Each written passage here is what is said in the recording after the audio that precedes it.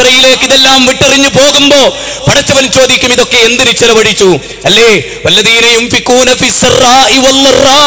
വിശുദ്ധ ഖുർആൻ പറയുകയാണ്, ദുഃഖാവസ്ഥയിലും സന്തോഷാവസ്ഥയിലും ചെലവഴിക്കുകയും കോപം വരുമ്പോൾ ഒതുക്കി വെക്കുകയും ഒക്കെ ചെയ്യുന്ന വിശ്വാസികളുടെ സ്വഭാവം പറയുന്നുണ്ട് സൂറത്തു ആൽ ഇംറാൻ 143-ാമത്തെ വചനത്തിൽ.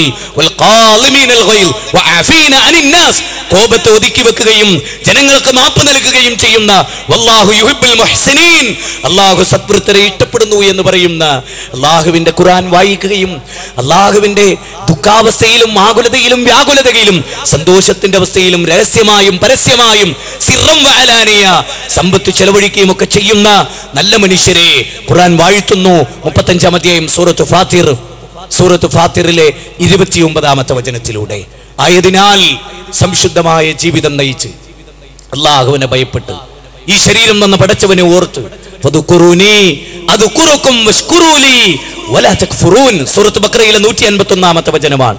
നിങ്ങൾ അല്ലാഹുവിനെ ഓർക്കുക, അല്ലാഹു നിങ്ങളെയും ഓർക്കും. നിങ്ങൾ അല്ലാഹുവിനോട് നന്ദികേട് കാണിക്കരുത്. അല്ലാഹുവിനോട് നന്ദികേട് കാണിച്ചാൽ പടച്ച തമ്പുരാന്റെ ഇന്ന അദാബി ലശദീദ്, അല്ലാഹുവിന്റെ ശിക്ഷ കഠിനമാണ് എന്ന് അല്ലാഹു പറയും. അല്ലാഹു ഒരു ചോദ്യം ചോദിക്കുന്നുണ്ട്. അല്ല ആ ഗ്രാമക്കാരായ ആളുകൾ അത് പറഞ്ഞ് അവസാനിപ്പിക്കുകയാണ്. വലൗ അന്ന അഹ്ലൽ ഖുറാ ആമനൂ വത്തഖൂ ലഫതഹ്നാ അലൈഹിം ബർകാത്തിൻ മിനസ് സമാഇ വൽ അർദ്. വിശുദ്ധ ഖുർആൻ 7-ാം അധ്യായം സൂറത്ത് ആറാഫിലെ 96-ാമത്തെ വചനം മുതൽ അല്ലാഹുവിന്റെ ചോദ്യം, അല്ല ആ പട്ടണക്കാർ വിശ്വസിക്കുകയും തഖ്വ കൈക്കൊള്ളുകയും ചെയ്തിരുന്നുവെങ്കിൽ ബർകാത്തിൻ മിനസ് സമാഇ വൽ അർദ്, ആകാശഭൂമികളിൽ നിന്ന് നാം അവർക്ക് ഉപജീവനം നൽകുമായിരുന്നു. പടച്ചവന്റെ വീണ്ടും ഒരു ചോദ്യം,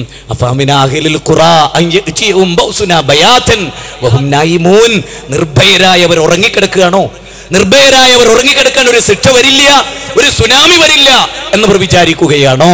ഒരു ഭൂകമ്പം വരില്ല എന്നവർ വിചാരിക്കുകയാണോ? അഫാമിനു മക്റല്ലാഹി ഫലാ യഅമനു മക്റല്ലാഹി ഇല്ലൽ ഖൗമുൽ ഖാസിറൂൻ. വല്ലാത്തൊരു ചോദ്യം. അല്ലാഹുവിന്റെ തന്ത്രത്തെക്കുറിച്ച് അവർ നിർഭയരാണോ ആ പട്ടണക്കാർ?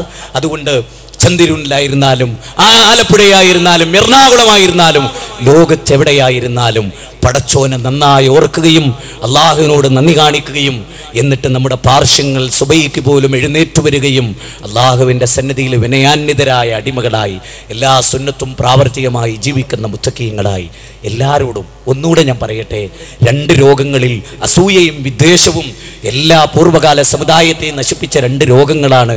അത് രണ്ടും കൈവെടിഞ്ഞ് നല്ല മനസ്സുമായി സ്നേഹത്തിൻ്റെ ചിരിച്ചും സന്തോഷിച്ചും ഹസ്തദാനം ചെയ്തും നല്ല വാക്ക് പറഞ്ഞു നല്ല ജീവിതം നയിച്ച് ഈ ലോകത്തോട് വിട പറയാൻ അള്ളാഹു നമുക്ക് തൗഫീഖ് പ്രദാനം ചെയ്യുമാറാകട്ടെ. എല്ലാവിധ തിന്മകളിൽ നിന്നും അള്ളാഹു നമ്മെ കാത്തുരക്ഷിക്കുമാറാകട്ടെ. ന്യൂനപക്ഷ തീവ്രവാദങ്ങളിൽ നിന്നും ഭൂരിപക്ഷ തീവ്രവാദങ്ങളിൽ നിന്നും അള്ളാഹു നമ്മെ കാത്തുരക്ഷിക്കുമാറാകട്ടെ.